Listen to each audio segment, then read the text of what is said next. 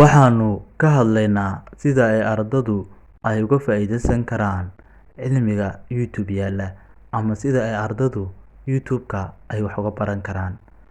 Waxaan kula wadaagayaa qaabka aad uga faa'iideysan karto haddii aad arday tahay YouTube-ka. Waayo YouTube-ka waxaa ku jira cilmiyo kala duwan. Waxaad ka helaysaa cilmi walba oo aad u baahan tahay. Waxaad ka helaysaa dad khubaro ah oo kuu soo gudbinaya waxyaabo badan oo adiga aad u baahan tahay, ama waxyaabo badan oo cilmi ah.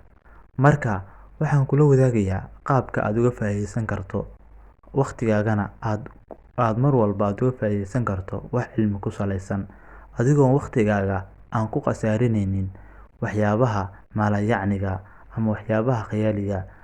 Lambarka koowaad, raadinta waxa aad jeceshahay inaad baratid. Waa meesha keliya oo aad ka faa'iideysan karto oo aad rabtid inaad ka baratid waxyaabaha aad jeceshahay, ama waxyaabaha si gaar ah aad u danayso, ama waxyaabaha aad u baahan tahay inaad guul ka gaadhid. Mar walba isku day inaad ka raadiso YouTube-ka waxyaabaha adiga targetka ku ah oo aad rabtid inaad ka faa'iideysato cilmigaas, ama cilmiga inaad wax badan aad ka barato. Mar walba joogtee inaad raadiso.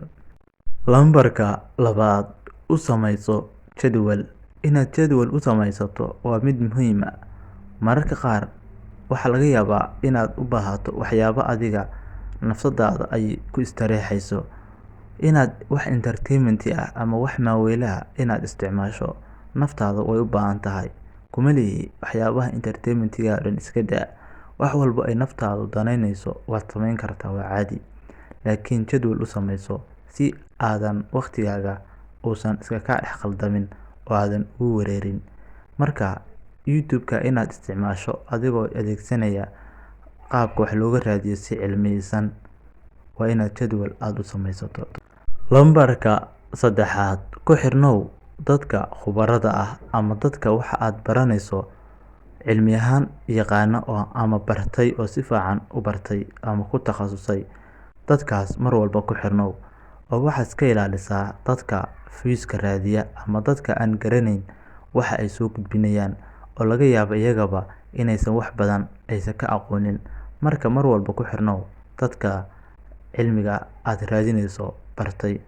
Lambarka afraad, markii aad baranayso wax cilmiyeysan, waqtigaaga ha ku khasaarinin wax aan macno lahayn, sababtoo ah waxay kaa qasayaan waxa aad baranayso inaad fahanto.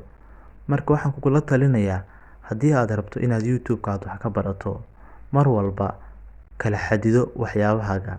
Markii aad cilmi baranayso, cilmigaaga ka ekow. Markii aad maaweelo isticmaalayso, maaweelo isticmaal. Waxaan filayaa muuqaalkan inaad ka faa'iiday wax badan oo ku saabsan sida YouTube-ka looga faa'iideysto, ama waxa yaalla sida looga faa'iideysto, ama cilmiga YouTube dhex yaalla. Waad ku mahadsan tahay daawashada muuqaalkan. Haddii aad nagu cusub tahay, waxaan ku xasuusinaynaa inaan soo gudbin doono muuqaallo badan oo adiga aad kugu anfici doona, waliba si gaar ah qof walba oo ardaya anfici doona. Fadlan nagu soo biir oo subscribe noo saar. Mahadsanid.